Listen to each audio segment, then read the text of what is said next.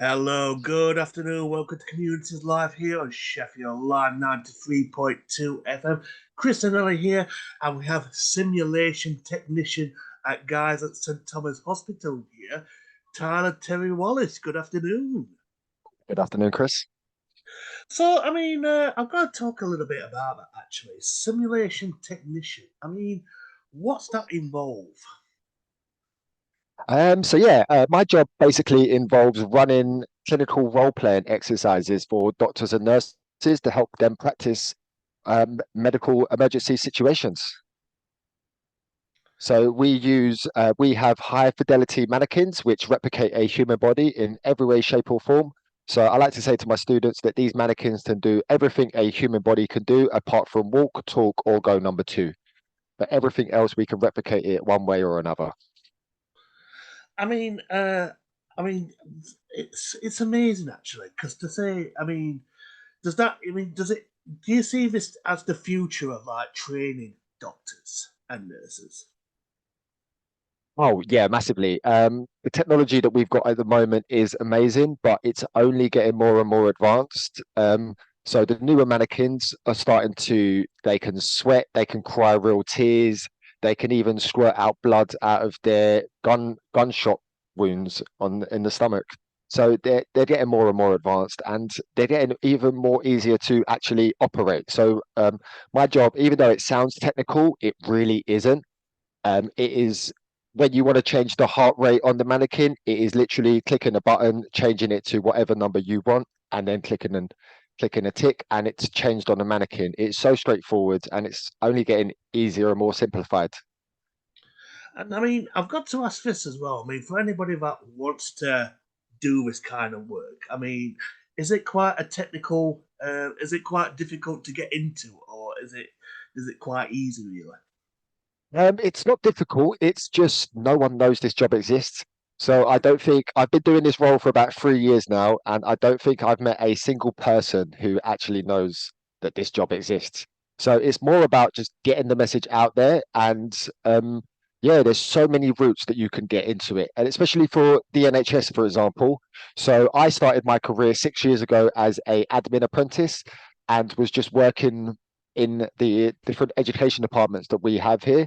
And it was up until COVID when I got given my opportunity to be trained up as a simulation technician. So I'm a strong believer of once you're in an organization, it's very easy to move around and find out different opportunities that they have. I've got to say this. And it's absolutely shocking when I read it. A quarter of teenagers admit to having little or no knowledge of the opportunities within the dream sectors. It's unreal, isn't it? It's absolutely bonkers. And I think even another statistic is that only 4% of students know what a technician role is. And then it's more of the case that once they find out what a technician does, then I think it's something like 40 odd percent would actually go prefer a job as a technician. Yeah. And like you said, nobody actually knows what a technician does. But there's different ranges like sound technicians, blockbuster films, games.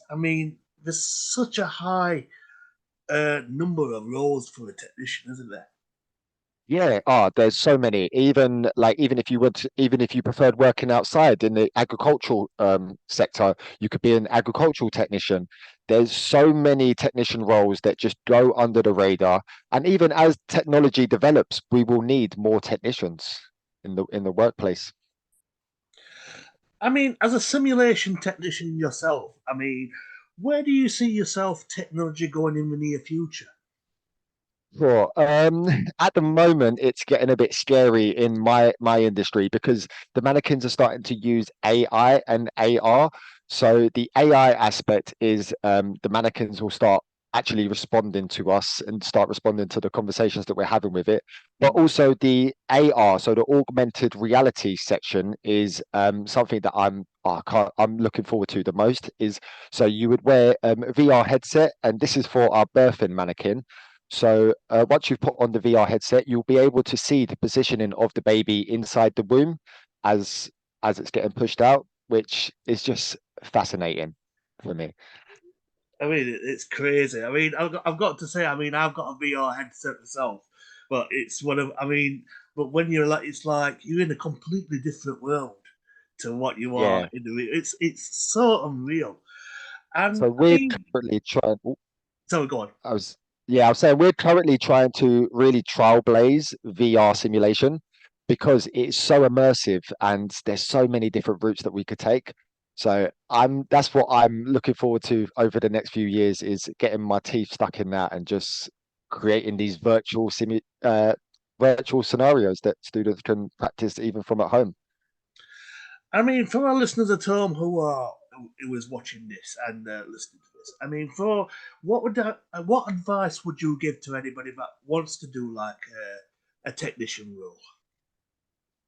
First of all, I would definitely recommend Gatsby Technicians website. So that's www.technicians.org.uk, only because on there they have pretty much every single technician job available, and that's in the hundreds of jobs in every sector. But what's amazing about the website is that there's a little quiz that you can do, which asks some personal questions, and then at the end of it, it gives you what they think your dream job would be.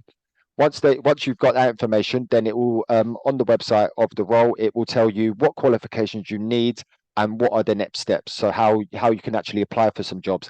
And even some of the roles actually have some job adverts on there. And I've got to ask, I mean, we mentioned digital platforms like websites. I mean, for anybody that doesn't have like access to any digital or internet based platforms, what is there any physical copies that people can get? Well, yeah. So, in fact, the Charity Foundation have actually also created an entire floor at the Science Museum, which is aimed at technicians and the different technician roles. So that's the technicians gallery. In fact, I've got a little video in there, so that's a plug for myself. But yeah, it's absolutely amazing, and it's one of the first galleries in the country that doesn't have any written words. It's all interactive, so you just have to play around the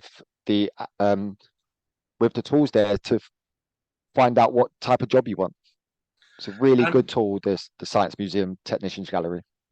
my final question for you, because we are quickly running out of time, is for our listeners at home who is currently watching this, what advice would you give? To be honest, is not to worry. So I left school with little to no GCSEs, and I honestly thought that that was it. That was me done. And then I discovered an apprenticeship when I was 25. So pretty later on in life, and it gave me a new lease in life, and it gave me that new lease of wanting to learn again, which I didn't really have in secondary school. So my advice would just be to just don't worry, and hopefully it all works out in the end. And because there's so much resources online now that you could just get lost in a Google search for hours and find your dream job. Tyler, it's been a pleasure. Thank you very much for your time. Thank you very much, Chris.